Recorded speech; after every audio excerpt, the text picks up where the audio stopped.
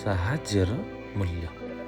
ନମସ୍କାର ବନ୍ଧୁଗଣ, ଆଜି ମୁଁ ଆପଣମାନଙ୍କୁ ଗୋଟେ ଏମିତି କାହାଣୀ ଶୁଣେଇବି ଯାହା ଆପଣଙ୍କ ଜୀବନକୁ ଦେଖିବାର ନଜରିଆ ବଦଳେଇ ଦେବ। ଏଠି କାହାଣୀ ହେଲା ସାହାଯ୍ୟ ଉପରେ। ଗୋଟେ ଛୋଟ ଗାଁରେ ରଘୁ ନାମକ ଗୋଟେ ସାଧାରଣ ଲୋକ ରହୁଥିଲା। ରଘୁ ବହୁତ କଷ୍ଟ କରି ନିଜର ଗୋଟେ ଛୋଟ ଫଳ ଦୋକାନ ଚଲାଏ। ସେ ବହୁତ ସରଳ ଓ ଦୟାଳୁ ସ୍ୱାଭିମାନ ଥିଲା।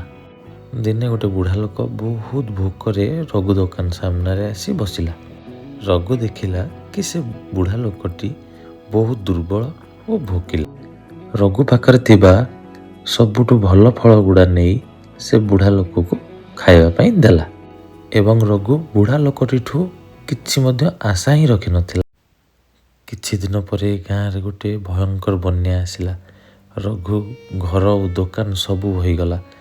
ସେ ଏବେ ନିହାୟ ହେଇ ରାସ୍ତାରେ ବସିଥିଲା, ନିଜ ସବୁ କିଛି ହରେଇ। କ'ଣ କରିବ ସେ? ଠିକ୍ ସେହି ସମୟରେ ଗୋଟେ ଚମତ୍କାର ଗାଡ଼ି ଆସି ତା ପାଖରେ ଅଟକି ଗଲା।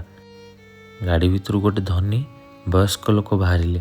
ସେ ଲୋକଟି ଥିଲେ ସେଇ ବୁଢ଼ା ଲୋକ ଯାହାକୁ ଦିନେ ରଘୁ ସାହାଯ୍ୟ କରିଥିଲା, କିନ୍ତୁ ଏବେ ସେ ଗୋଟେ ବଡ଼ କମ୍ପାନୀର ମାଲିକ ଥିଲେ।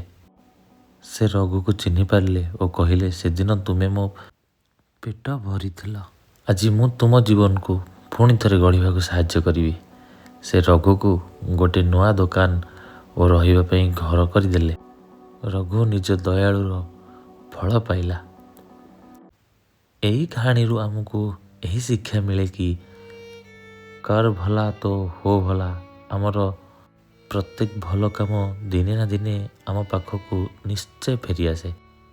କେବେ ବି ସାହାଯ୍ୟ କରିବାକୁ ପଛେଇବା ନାହିଁ, କାରଣ ଉପରେ ଥିବା ଭଗବାନ ସବୁ ଦେଖୁଛନ୍ତି।